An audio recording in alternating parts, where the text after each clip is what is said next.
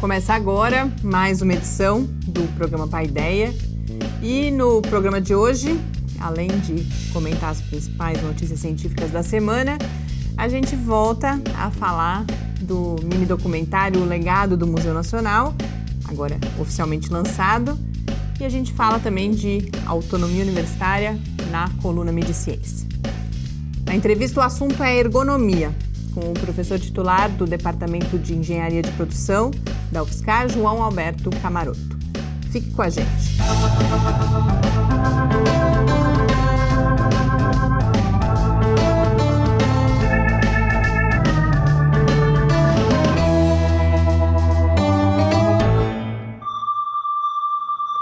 Muito boa noite, a gente começa agora mais uma edição do programa Paideia, que é uma realização do LAB, o Laboratório Aberto de Interatividade da UFSCar, e do CDMF, Centro de Desenvolvimento de Materiais Funcionais.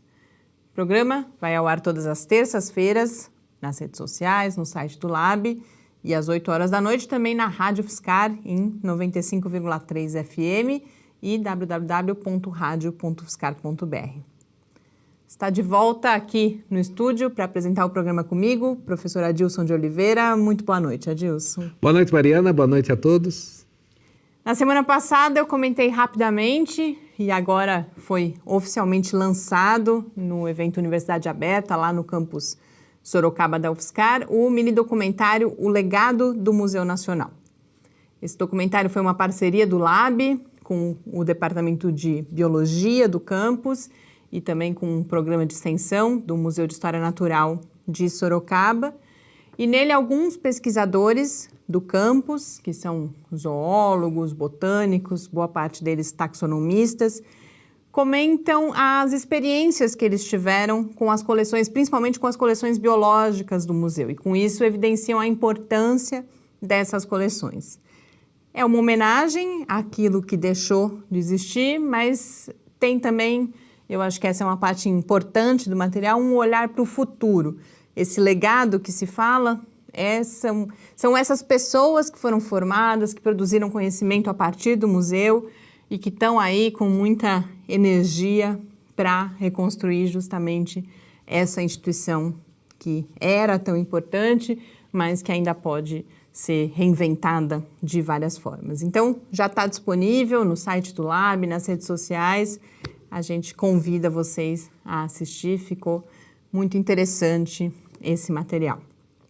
E falando em perdas, a gente tem duas notícias esperadas de certa forma, mas não deixam de ser tristes, de perdas nessa semana, ou na semana passada, que é o anúncio da NASA de que o telescópio espacial Kepler vai ser oficialmente aposentado. Isso já era esperado, a gente comentou faz acho que umas 2, 3 semanas, que ele já estava com, acho que 3 giroscópios já não estavam funcionando, e agora a NASA anunciou no dia 30 de outubro oficialmente que ele vai deixar de funcionar. O Kepler, ele estava em atividade desde 2009 e foi responsável pela identificação de 2.600 exoplanetas, que são planetas orbitando outras estrelas que não o nosso Sol. Então, sistemas planetários fora do Sistema Solar. Quando um dos pesquisadores fala aqui que quando a missão começou a ser planejada, há muito mais tempo, há 35 anos, não se conhecia nenhum exoplaneta. Eu não sei dizer exatamente quantos são hoje em dia, mas a grande maioria, sem dúvida nenhuma, são esses 2.600 que foram identificados pelo Kepler. Uma espécie de sucessor é o telescópio espacial TESS, que foi lançado em abril de 2018. Então, embora a gente tenha aí alguns projetos bastante atrasados, a gente tem um outro instrumento em atividade. E além do Kepler, que já era um processo esperado, a gente teve também, ainda não um anúncio, mas vários sinais, a NASA está com, tipo, o gato subiu no telhado, que o JIP Opportunity, que está em Marte desde 2004, também a NASA já está quase desistindo.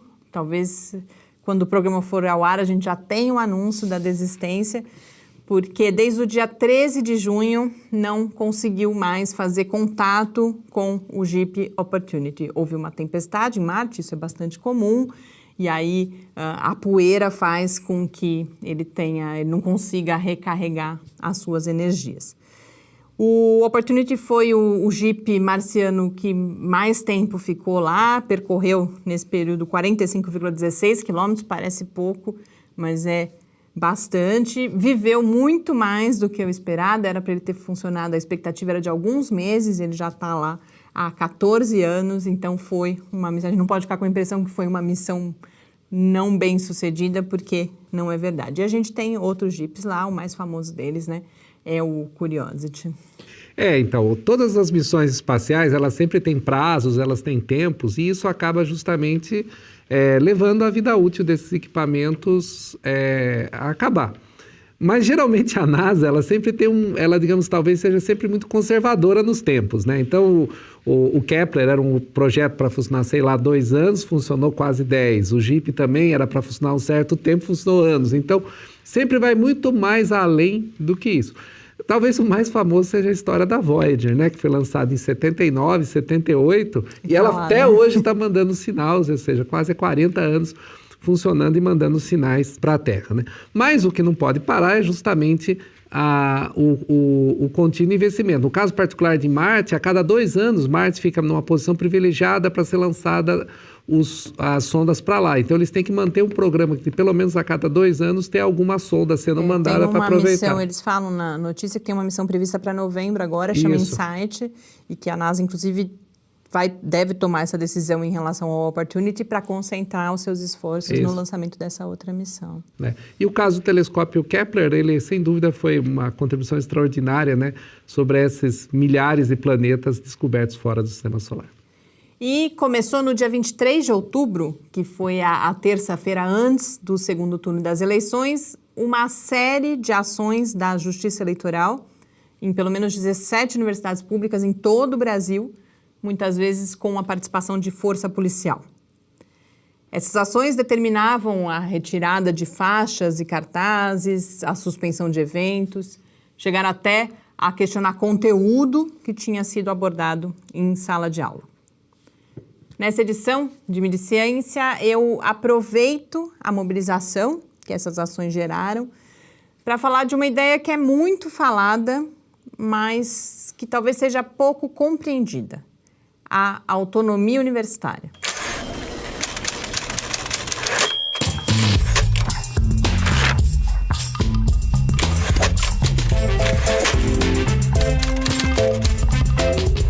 Na semana passada, as ações da Justiça Eleitoral em universidades em todo o Brasil motivaram várias notas de instituições diversas nas áreas de ciência e de educação, em defesa da democracia e da liberdade de pensamento. A gente também teve notícias em quase todos os principais veículos de imprensa no Brasil e também internacionalmente. Várias dessas manifestações mencionam a autonomia universitária e os riscos que representam essas intervenções e outras que vêm se multiplicando nos últimos dias. A autonomia universitária, aliás, me parece ser um valor que é disseminado na opinião pública brasileira. Mas eu tenho as minhas dúvidas se o significado do conceito de autonomia é familiar para as pessoas. Não é trivial falar desse significado, já que o próprio conceito de autonomia universitária é um conceito em disputa. Mas a perspectiva histórica pode ajudar.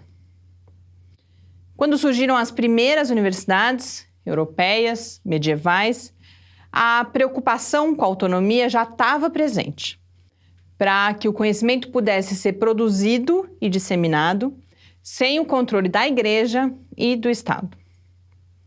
Um outro marco está já no século XVII, com a Revolução Copernicana e a crítica do Galileu à autoridade e à tradição. Não só da Igreja e do Estado, mas também de visões de mundo que vieram antes dele. O trabalho do Galileu, aliás, está no cerne da rejeição à autoridade como critério de verdade na produção do conhecimento, que, por sua vez, é a base da revolução que levou àquilo que a gente chama de ciência moderna. No Brasil, A primeira vez que se legislou sobre autonomia universitária foi na Constituição de 1988, que no seu artigo 207 estabelece que as universidades e outras instituições de pesquisa científica e tecnológica gozarão de autonomia didático-científica, administrativa e de gestão financeira e patrimonial.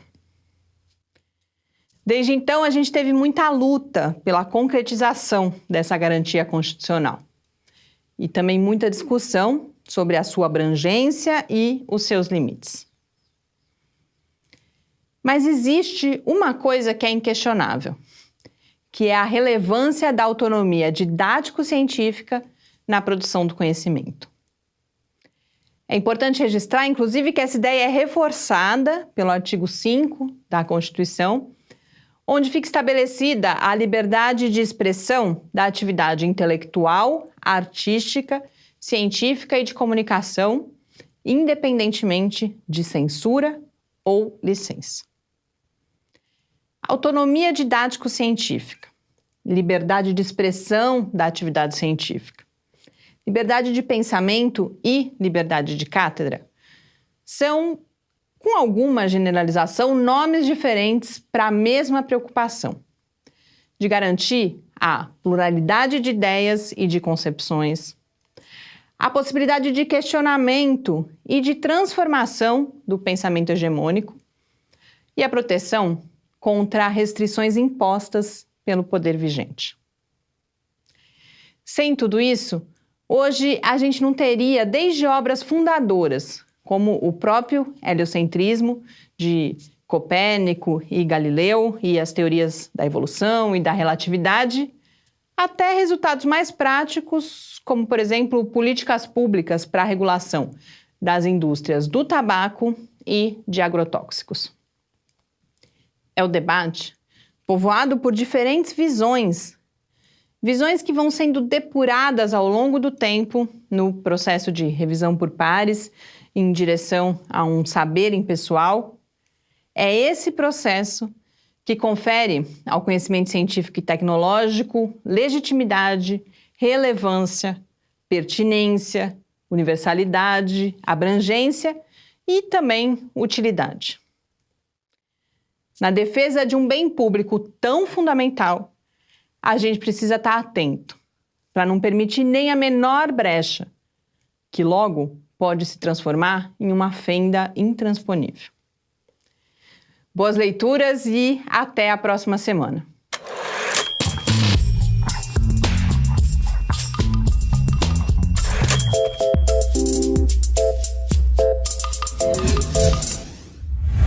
Estamos de volta aqui no Paideia e quando eu concluí a coluna ainda não tinha acontecido algo sobre esse mesmo assunto que foi muito importante, que na última quarta-feira o STF referendou uma decisão que já tinha sido dada em caráter liminar pela ministra Carmen Lúcia, suspendendo todas essas ações, mas mais do que isso, várias matérias que eu li, eu não assisti a transmissão ao vivo, mas várias matérias que eu li falam que os discursos, o pronunciamento do STF foi uma grande defesa não só da autonomia universitária, mas principalmente da liberdade de pensamento, da liberdade de expressão. Então, apesar dos pesares, acho que a gente acaba tendo um momento positivo de falar sobre isso. A ideia da coluna foi acrescentar um pouco esse viés histórico, até porque, às vezes, quando a gente discute esse tipo de coisa que a gente está vivendo hoje, é mais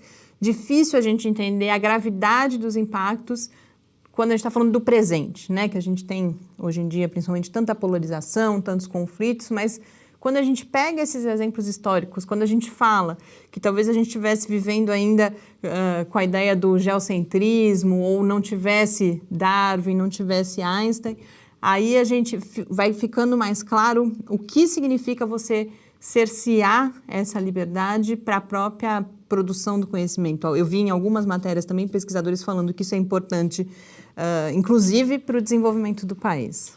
Então, acho que nesse aspecto é importante a gente pensar sobre o que é a universidade. né, que talvez a maioria da população não se ligue exatamente qual é a importância de existir universidades, né? Há uma confusão imaginando que a universidade é somente um lugar para formar pessoas, né? Então a gente até vê, infelizmente, nesses comentários, né, nos sites de notícia, né, as pessoas entram para comentar a respeito dessa situação, a gente vê comentários falando exatamente, mas a universidade é lugar de estudar, etc., não é para ficar tendo essas discussões, entre outras coisas, né? E principalmente se clama que há uma doutrinação esquerdista feita nas universidades. O que as pessoas precisam entender é que muitas vezes na universidade você tem justamente uma visão mais progressista da sociedade, na qual a gente tem que pensar que a universidade ela é um ponto de transformação da sociedade. A coisa mais importante que a universidade faz é a formação de pessoas.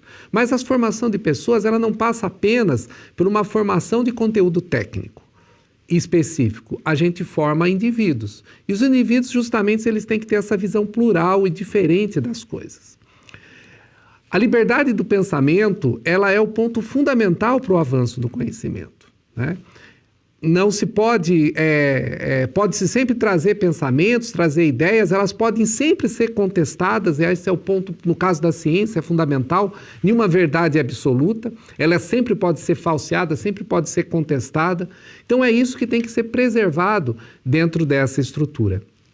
De fato, a gente passa por um momento perigoso quando a gente começa a pensar que ideias podem fazer mal. As ideias, muito pelo contrário, elas sempre fazem bem.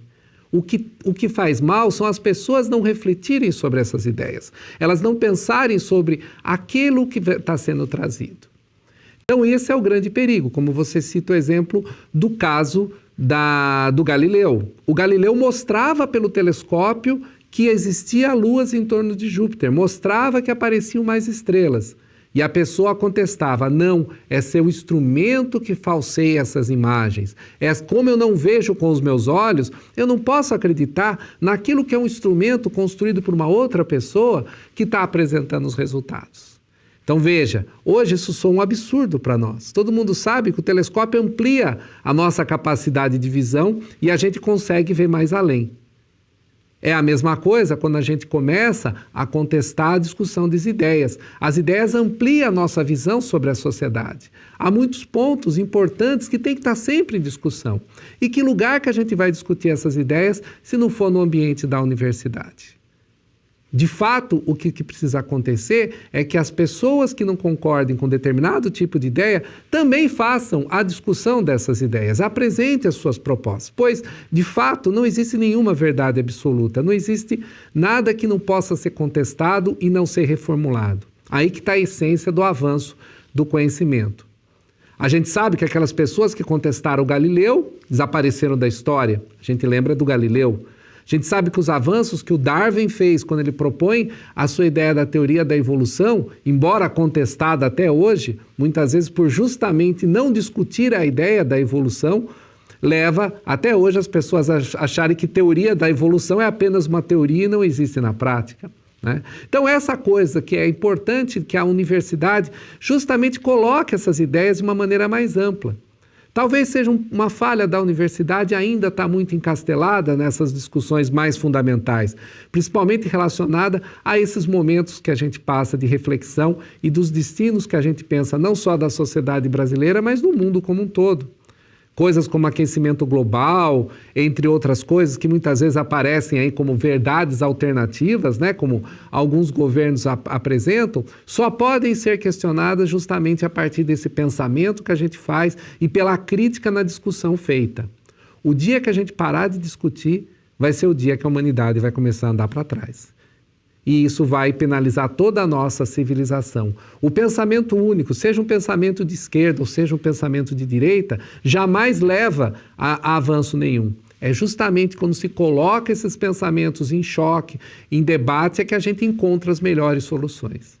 Então, de fato, o que estava acontecendo era muito perigoso e o Supremo Tribunal Federal olhou de uma maneira correta pesado exatamente nesse princípio da democracia que está por trás, não mais somente o princípio da autonomia universitária de discussão, que é um princípio garantido na nossa Constituição, mas mais do que isso, há um princípio mais importante, uma cláusula pétrea, como se diz, da Constituição, que é a democracia. Né? Então, era isso que corre risco quando a gente começa a cercear a discussão em espaços. Né? Então, por isso, é um marco histórico, eu diria assim, essa decisão do STF, que, por incrível que pareça, teve que o Tribunal Superior do Brasil falar que as ideias podem ser livremente pensadas em qualquer lugar, em particular dentro das universidades. E a gente está, todo mundo, sem dúvida nenhuma, comemorando essa, não só a decisão, mas a forma como ela foi pronunciada. Mas essa luta da autonomia vem desde 1988 e agora, mais do que nunca, é importante a gente falar sobre isso, inclusive compartilhar, porque a gente tem outras iniciativas, outros projetos de lei, inclusive, que vão nessa mesma direção do cerceamento do debate, das ideias e justamente desse diálogo possível entre ideias que são muitas vezes antagônicas. Né, o caso das autonomias da Universidade Federal, muitas vezes só pensa na questão da autonomia financeira, né? Que pensa que as universidades deviam gerir os recursos. É uma discussão sobre isso. É uma discussão que a gente, quando estava justamente participando da administração superior, sabia que um dos motivos que essa discussão, no particular da autonomia financeira, não avançava muito é que justamente talvez teria que fazer uma emenda constitucional e aí poderia realmente mudar alguma coisa. Né? Então, nunca se sentiu muito seguro que na hora que fosse mexer nessa questão, não levaria a outros problemas, em particular justamente de mexer nessa questão da autonomia didático-científica que as universidades têm. Né? Então, esse é o grande problema. As universidades passam por problemas de recursos, financiamento, esse é um grande gargalo, mas dar autonomia sem garantia de recursos também é dar um tiro no pé no chão. A gente vê as próprias universidades paulistas, as estaduais, elas avançaram muito com isso, porém, na hora que o recurso diminuiu, aquilo que avançava gerou problema, gerou dificuldade. É um problema complexo. A gente não pode esquecer que justamente as universidades federais são responsabilidades do governo federal acima de tudo. E elas são uma base não somente para a formação de milhares, centenas de milhares de estudantes por ano no Brasil, mas também como uma mola propulsora do conhecimento que é desenvolvido. E a gente não confunda conhecimento com tecnologia. As universidades não fazem tecnologia, a universidade faz conhecimento para esse conhecimento avançar, virar tecnologia e virar inovação. Sem essa formação de pessoas em ambientes onde a ciência é discutida livremente, onde a ciência avança, a gente não vai poder formar pessoas com capacidades de inovar fora dos ambientes da universidade. Então, isso que é muito importante ser preservado justamente em momentos onde está a notícia ainda das universidades federais irem para o Ministério da Ciência, Tecnologia e Inovação, pensando que o recurso do Ministério da Ciência, Tecnologia e Inovação é um recurso muito pequeno, comparado com os recursos que são aplicados no ensino superior brasileiro. Então, esse é um desafio, aí vamos ver o que o novo governo apresenta. Esperamos que seja uma fórmula que valorize as universidades e, de forma alguma, entre justamente nessa onda de achar que a universidade é um lugar onde tem pensamentos que não devem ter. Todos os pensamentos são permitidos, desde que eles sejam discutidos e colocados na reflexão de todos. E agora, para a gente encerrar esse primeiro bloco do programa, eu chamo um episódio do Clique Ciência, mais uma vez sobre novos materiais, a gente fala, dessa vez para o uso em próteses dentárias, que é a pesquisa da professora Mariana Vilas Boas, do Departamento de Engenharia de Materiais. Depois a gente volta para a entrevista com João Alberto Camaroto, do Departamento de Engenharia de Produção, com quem a gente conversa sobre ergonomia. Fique com a gente. Olá, o meu nome é Mariana Vilas Boas, sou professora do Departamento de Engenharia de Materiais da UFSCar.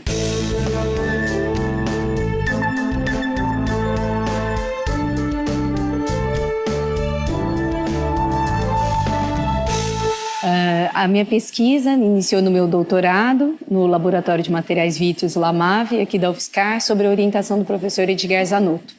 O tema da pesquisa foi próteses odontológicas de silicato de lítio. Nessa pesquisa, nós projetamos materiais para ter uma fase cristalina, que é o de silicato de lítio, e uma fase vítrea, que teria 3 coeficientes de expansão, o maior, o menor e o igual da fase cristalina. Isso para que essa diferença do coeficiente de expansão das duas fases permitir otimizar as propriedades mecânicas. Escolhida a melhor composição, nós desenvolvemos 2 materiais, um indicado para processamento por injeção e um CAD/CAM. Caracterizando esses materiais, verificamos que a sua dureza era similar aos dentes naturais, ele apresentava solubilidade química inferior ao que a norma recomenda, dureza similar aos dentes e características estéticas similares aos dentes naturais. Esses resultados motivaram o interesse de outras universidades, entre elas a Unesp de Araraquara, com a professora Lígia Pinelli, e a USP de Bauru, com o professor Acácio Lins do Vale. Dessa parceria surgiram pesquisas de mestrado e doutorado, analisando adesão, desgaste, resistência à flexão e fadiga. E permitiram que colocássemos os materiais em pacientes, tanto de injeção como CAD/CAM. Também tivemos uma parceria com a Universidade de Trento, na Itália, onde fizemos estudos da longevidade do material, através de ensaio de fadiga. Além dessas pesquisas, também realizo pesquisas na área de vitrocerâmicas transparentes com alta resistência ao impacto. Essa pesquisa foi motivada pelo interesse do Centro de Treinamento Aeronáutico de São José dos Campos em desenvolver os vitrocerâmicas para as janelas das aeronaves que fossem resistentes aos impactos de projéteis.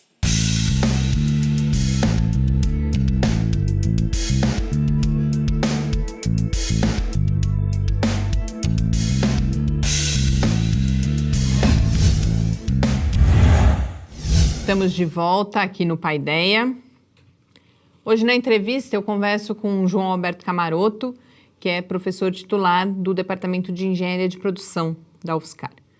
Camarotto, muito obrigada por ter aceito o nosso convite. É um prazer receber você aqui no Paideia hoje. Obrigado, bom dia. É um prazer estar aqui, né, para esse bate-papo com vocês e poder apresentar um pouquinho do trabalho que eu faço aqui na universidade. Então, muito obrigado e agradeço aí a atenção e o convite. A gente vai falar bastante a partir de vários pontos de vista de ergonomia hoje, então queria que a gente começasse apresentando do que a gente está falando quando a gente fala em ergonomia e particularmente desse recorte, que é o recorte de vocês na engenharia de produção. Ok, tá bom.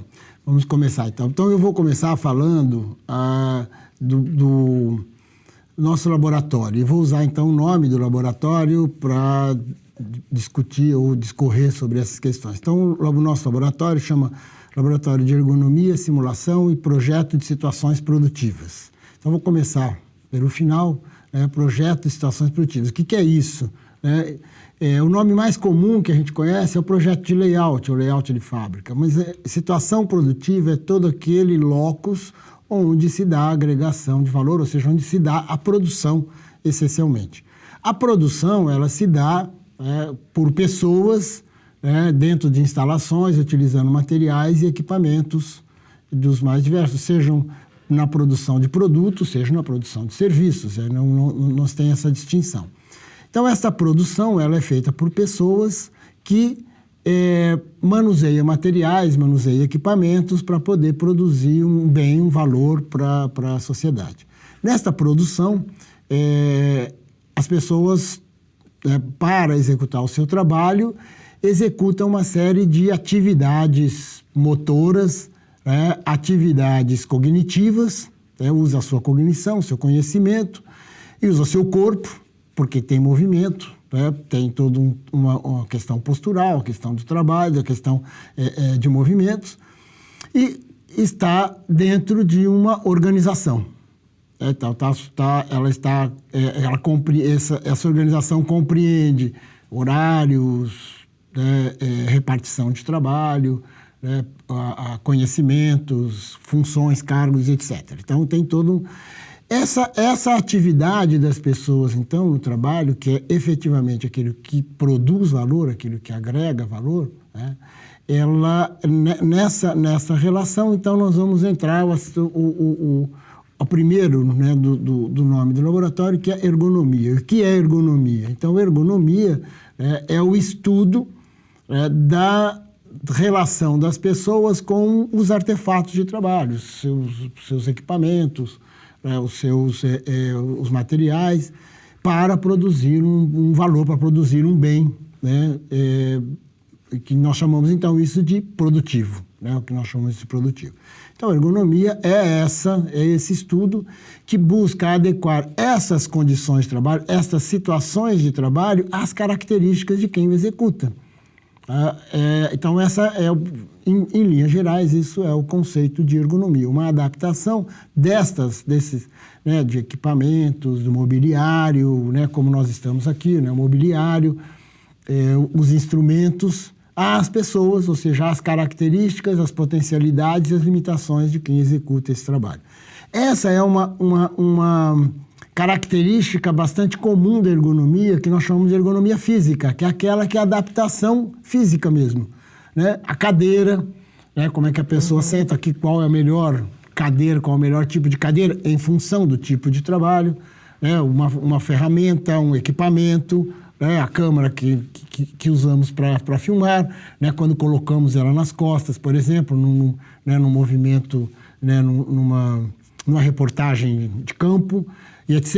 Então, essa é uma característica da ergonomia que nós chamamos de ergonomia física, que é uma adaptação das condições de trabalho às características fisiológicas da pessoa, que envolve a força, o movimento, as questões ambientais, ruído, calor, etc. Tá? Essa é uma característica da ergonomia. Bom, mas a pessoa, quando está trabalhando, ela não está apenas colocando o seu corpo em movimento. Inclusive, os movimentos que ela executa no trabalho são movimentos derivados de uma intencionalidade. E essa intencionalidade é um conhecimento. Então, né, usando o nosso... uma pessoa que está... vou pegar situações bem simples. A pessoa que está fazendo uma varrição de rua, ela está movimentando um equipamento, uma vassoura, algum recipiente, mas ela está executando um trabalho de limpeza. O que ela deve limpar, quanto que ela deve limpar, como que ela deve limpar, que horas que ela deve limpar. Então, essa é uma característica de conhecimento. Peguei um exemplo simples, posso pegar um exemplo mais complexo. Uma pessoa que está manuseando um computador, usando uma planilha, está lá executando uma série de movimentos, principalmente movimentos dos membros inferiores, de mãos e braço e antebraço. Ela está ali, ela não está executando apenas um movimento, ela está confeccionando uma planilha, digitando um texto, que é uma segunda característica da ergonomia, que é a ergonomia cognitiva. Uhum. Ou seja, colocar em prática aquilo que a pessoa tem de conhecimento e de experiência. Para isto, é necessário que a pessoa tenha um conhecimento e este trabalho esteja adequado às características cognitivas. Pegando um exemplo, se a pessoa está fazendo um trabalho onde ela se sente que ela tem mais competência do que aquilo que ela está fazendo, nós chamamos de trabalho monótono. Monótono que não tem interesse, né? Por quê? Porque o trabalho não está de acordo com o conhecimento, com a experiência, com a competência da pessoa em trabalhar. E a terceira característica da ergonomia, que nós chamamos de ergonomia organizacional, é que qualquer trabalho está sempre subordinado, sujeito a uma série de condições organizacionais. As mais simples, horário. Tem horário. Como nós estamos aqui, marcamos um horário. Então, essa é uma questão organizacional. O horário de entrada, horário de saída aqui, em que local de trabalho, em que posto de trabalho, quais são as suas funções, suas responsabilidades, suas limitações no trabalho. E isso também tem que estar adequado às características da pessoa. Ok? Então, essa é uma primeira parte. Agora vamos a uma questão seguinte. Bom, mas ergonomia, então, é essencialmente essa adaptação? Sim, ela é essa adaptação, considerando de que esta adequação vai permitir que a pessoa tenha uma produtividade e uma satisfação no trabalho. Então, essa aí, quer dizer, a ergonomia, ela busca conciliar o conforto, a segurança com a eficiência no trabalho. Sim, um princípio básico é quanto mais o trabalho estiver adequado à pessoa, melhor para ela trabalhar. Então, essa é uma introdução, espero que tenha... E falando ainda do nome do laboratório, a gente chega em simulação e em projeto, e eu percebo de certa forma, 3 âmbitos aí de trabalho de vocês, de um diagnóstico, você olhar para essa situação sim. e diagnosticar como elas acontecem, Correto. você projetar de alguma forma transformações e aí você implementar essas transformações. Queria que você comentasse um pouco esses 3 momentos diferentes. Então, vou entrar, eu falei de projetos de situações produtivas, ergonomia, falar de simulação. O que é a simulação? A simulação, então, é quando se faz na ergonomia um diagnóstico, se verifica que há uma inconformidade entre as condições ou alguns elementos do trabalho e as características psicofisiológicas da pessoa, né, no trabalho, que isso então vai causar um desconforto, vai causar algum tipo de prejuízo à saúde e que, portanto, isso vai ser mais propenso à diminuição da produtividade, a diminuição da eficiência e a probabilidade de ocorrência de acidentes, né? Quando isso ocorre, então, esse é um diagnóstico que se faz para verificar. Então, utilizamos, então, uma série de conhecimentos advindo de várias áreas do conhecimento, da engenharia, da psicologia, da sociologia, da ciência da saúde, para entender como é que se dá o comportamento, como é que está essa adaptação da relação entre o trabalho e a pessoa. Então, esse é um diagnóstico que nós utilizamos, metodologia, né, e ferramentas para fazer essa análise, né? Há um conceito básico que nós chamamos de ergonomia da atividade, o que significa isso? Significa colocar a atividade da pessoa, a atividade do trabalhador, no centro da análise, a partir daquilo que ele faz, a partir da experimentação dele no trabalho, como é que se extrai as potencialidades de causar algum tipo de acidente ou desconforto. Aí entra a simulação. O que é a simulação? A simulação ela é uma ferramenta que nós utilizamos para poder projetar uma situação futura sem antes de ter essa situação futura. Então, por exemplo, uma situação em que se faz uma adequação entre o mobiliário e o trabalho da pessoa. Bom, qual o melhor mobiliário? Você tem, num diagnóstico, você tem quais são as dificuldades ou as deficiências desse mobiliário para a pessoa executar o trabalho. Esse mobiliário ideal ou melhor, ele é feito antes por uma simulação, onde se usa os princípios de antropometria, né, que é as medidas do corpo humano, da cinesiologia, que são as posturas, né, do corpo humano. Então, a simulação serve para que a gente possa prever, né, qual é ou quais são, né, as melhores condições para essa situação. E aí entra desse diagnóstico, então, e o uso de ferramentas como a simulação, se faz aquilo que nós chamamos de confrontação. Ou seja, coloca-se para a pessoa, coloca-se para aquela situação de trabalho, aquela proposta. Essa é uma confrontação para verificar se a proposta se adequa, quanto que ela se adequa. Esse é um processo extremamente participativo, em que a opinião de quem está trabalhando, das pessoas que estão trabalhando, elas são importantes para poder dar um retorno, né, um feedback para a pesquisa. E, a partir disso, então, usamos bastante conhecimento da engenharia, das engenharias, né, de toda a área de conhecimento, em particular da engenharia de produção, para projetar esta nova situação. Muitas vezes a gente vê produtos, né, que usam a palavra ergonomia como, digamos, um critério de qualidade, né? Ou seja, no design do produto, isso até, digamos, é uma marca do produto, né? Então, a gente, por exemplo, estava falando, a gente lembra muito de teclados de computador. Esse teclado de computador é ergonométrico. Como se todos os teclados, eles deveriam levar em conta isso, mas muitas vezes usam isso como uma marca de qualidade do produto, etc. Tal. As suas pesquisas também acabam envolvendo esse desenvolvimento de produtos, a relação, por exemplo, entre design, a coisa pode ter um design muito bonito, mas ser pouco ergonométrico, sim, né? Ou a coisa que é melhor ergonometricamente, mas é muito feia, que ninguém vai querer usar e ninguém vai ter. Você acaba tendo esse compromisso. Isso. Vocês também trabalham um pouco com isso? Trabalhamos um pouco, vou fazer uma distinção aqui, Adilson, fazer uma distinção entre... Nós temos, vou dizer, 2 classes de produtos. Nós temos um conjunto de produtos que são utilizados no dia a dia, que são produtos, vamos dizer, de consumo, de alguma forma, né? Os nossos eletrodomésticos, etc., né? Aquilo que a gente usa, não necessariamente para trabalhar, mas faz um uso no dia a dia, que é um conforto da vida moderna, né? E um outro tipo de produto é aquele produto que ele é utilizado para a produção de produtos ou serviços. O teclado, por exemplo, o teclado é um exemplo de um produto cuja função é produzir, né, um bem, produzir um valor, né, a partir de um trabalho. Tá? Então, esse teclado é ergonômico.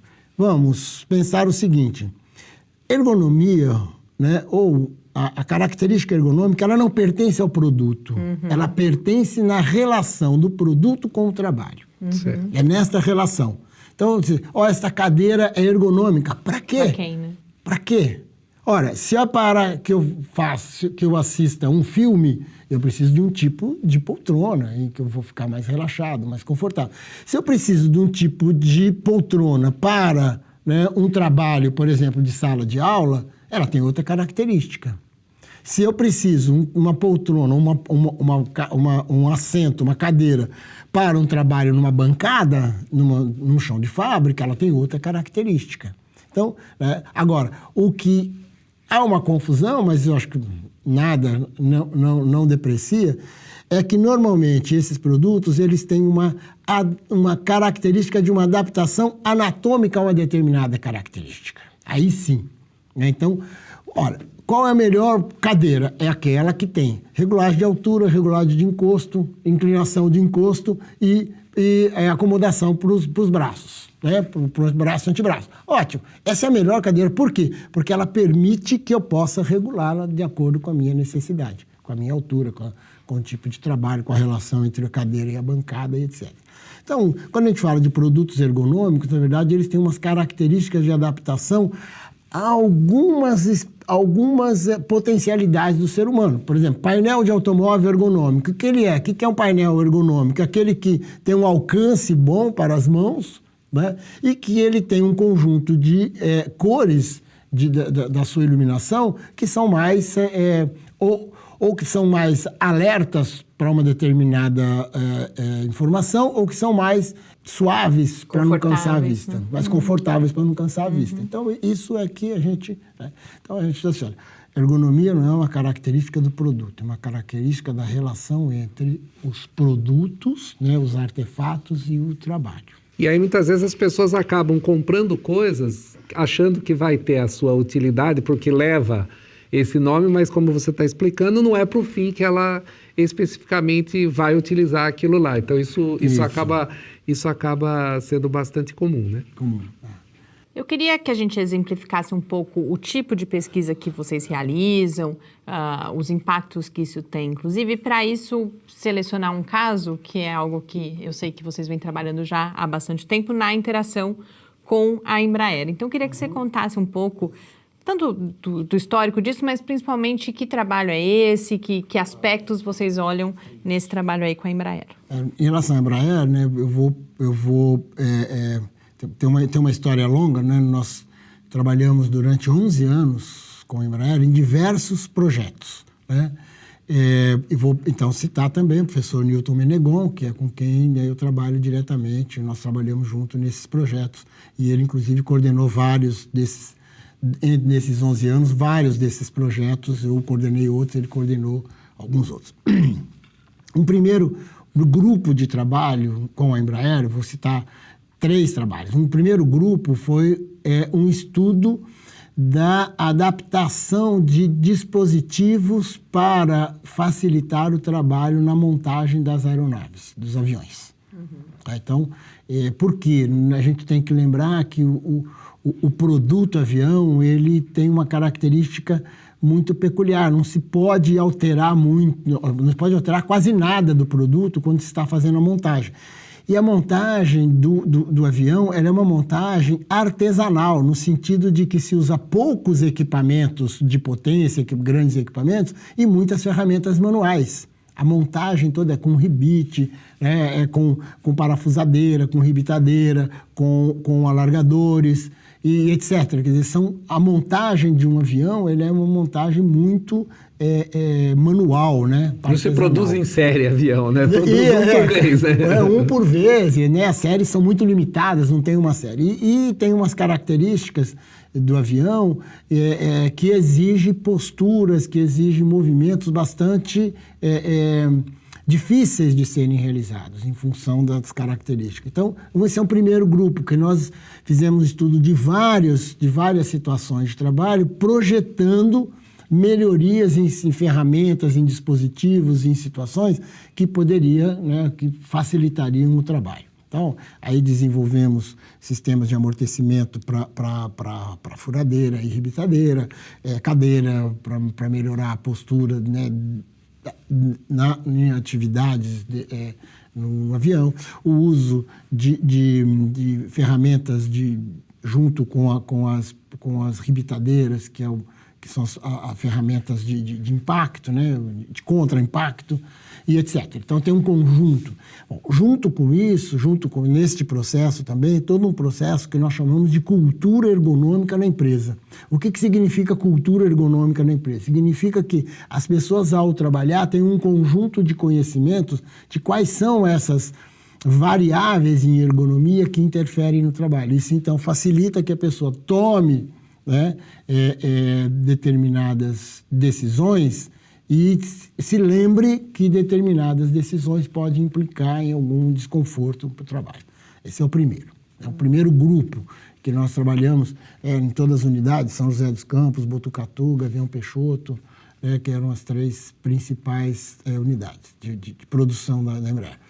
Um segundo trabalho, coordenado pelo professor Newton Menegon, foi um trabalho chamado Conforto em Aeronaves, que foi um projeto da Embraer com financiamento, né, inclusive parte de financiamento da FAPESP, envolvendo várias universidades, para projetar a cabine do avião, né, o interior do avião, onde nós sentamos, lá que nós utilizamos, né. Então, nesse projeto, teve grupos de universidade, por exemplo, de Santa Catarina, que se preocupou com conforto de ruído, aí teve conforto térmico, e nós aqui, né, o nosso laboratório ficou quanto às condições de conforto do passageiro dentro da aeronave. Né? Então, as questões ergonômicas desse passageiro. E aí, poderíamos dizer, então qual é a melhor poltrona? Né? Não, o que nós fizemos foi pesquisar quais são as posturas que as pessoas adotam durante uma viagem e o que elas fazem durante essa viagem. Lê, escuta música, assiste filme, dorme, conversa, come, né, se alimenta.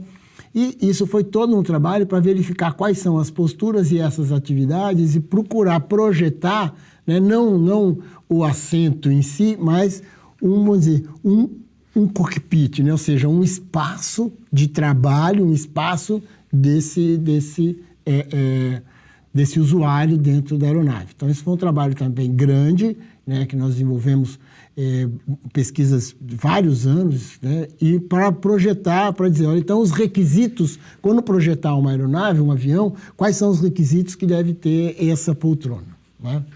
O espaço entre as poltronas, por exemplo, é a coisa mais crítica que a gente tem. Quem viaja de avião é o pitch, né, que a gente chama. Então, fizemos todo um estudo.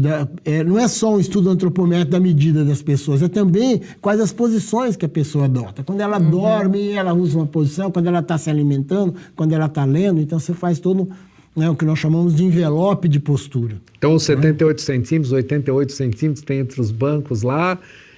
Decorre de tudo de um estudo desse tipo. Isso, esse decorre até de estudos anteriores, né? A indústria aeronáutica americana é bastante avançada. Mas nós fizemos isso para, né, os aviões da Embraer, né? Que vão entrar agora, os aviões próximos projetos deles serão já... O projeto mais novo deles já tem parte desse conceito, né? Que é qual avião que é? Eu esqueci agora o nome dele. Não é o 190, 195, que é aqueles que a gente mais conhece, mas é o novo, que é a evolução desses 2 modelos da Embraer. Né? Então, esse foi o segundo. No terceiro, teve um trabalho também junto com a Embraer, e aí não só com a Embraer, mas com a ANAC, né? Que é a Agência de Aviação Civil, que é toda a questão de mobilidade, né, e de acessibilidade para se chegar ao avião. né, para se chegar ao avião, né? Então, como é que as pessoas... Isso desde o aeroporto mesmo. Isso, assim, a pessoa chega no aeroporto, no check-in até chegar no avião. Isso foi motivado muito pelas Paralimpíadas, né? Que nós tivemos uma série de atletas aqui, né? De para-atletas, com uma série de deficiências, né? E que então precisava estudar isso. Então, esse foi um segundo estudo bastante importante não só para a Embraer, mas para a ANAC, né? Aí não é mais só para a Embraer, é todo para a aviação civil, né? E isso decorreu todo um trabalho também de estudar, né, o trabalho dos aeroviários, aquelas pessoas que trabalham, né, desde o check-in até dentro do avião. Então, o conforto também dessas pessoas, né, de todo o trabalho delas, e não só os instrumentos que elas usam, o tempo, o espaço, né, uma limitação de tempo muito grande, a gente sabe, aquela correria que é dentro do avião durante, né, nas viagens domésticas. Né? Então, esse foi um terceiro também estudo que fizemos, tudo dentro da área aeronáutica. A gente tem só mais 2 ou 3 minutos. Eu queria que você usasse esse tempo agora no final para comentar. Você falou antes, inclusive, no caso da Embraer, no exemplo da Embraer, em cultura ergonômica. Como que isso está em termos de país? A ergonomia, as empresas brasileiras, você tem como avaliar um pouco isso, comentar um pouco isso? Elas se preocupam, elas têm esse conhecimento? Como que é o lugar da ergonomia na área produtiva aí do Brasil? Vou resumir engatinhando, mas vou explicar como que ela está engatinhando. Se está engatinhando, está progredindo, né? Porque, pelo menos está em movimento. Está em desenvolvimento, né? Nós temos, então, primeiro, uma legislação, normas específicas dentro da área de segurança do trabalho que são específicas para a ergonomia. Então, isso as empresas têm uma responsabilidade, né, de adotar isso. Mais recentemente, com a incorporação, né, com a vinda do e-social, que é um sistema de registro de informações informatizado junto à Previdência Social, também nós temos as empresas têm necessidade de preencher uma série de formulários com respeito à ergonomia, né? Tem outras questões, mas com respeito à ergonomia ela tem que colocar isso, então, no e-social. No entanto, por que eu disse que está engatinhando? Porque nós ainda encontramos, né, no Brasil um contingente muito, muito grande de trabalhadores que se afastam por doenças, principalmente as chamadas doenças osteomusculares, que é derivada de ritmo, de esforços executados no trabalho. E, mais recentemente, todo um conjunto de doenças, de transtornos mentais, que estão bastante associados, né, com as questões organizacionais. Então, se está engatinhando, mas ela está em evolução, ela está em desenvolvimento, porque há necessidade de melhoria das condições de trabalho. Maroto, muito obrigada. Foi uma satisfação poder conversar com você aqui hoje e parabéns aí por essa longa e rica trajetória aí, né? Eu que agradeço, espero que eu tenha contribuído aí, ter feito algumas ponderações que possam ser úteis. Muito obrigado, agradeço a oportunidade. Eu conversei com o professor João Alberto Camaroto, que é professor titular do Departamento de Engenharia de Produção aqui da UFSCar. Spaideia agora fica por aqui, mas a gente volta na próxima terça-feira para esse nosso encontro com a cultura científica. Enquanto isso, você pode acompanhar o Lab nas nossas redes sociais ou falar com a gente pelo e-mail cliqueciência@ufscar.br. Muito boa noite. Uma boa noite a todos.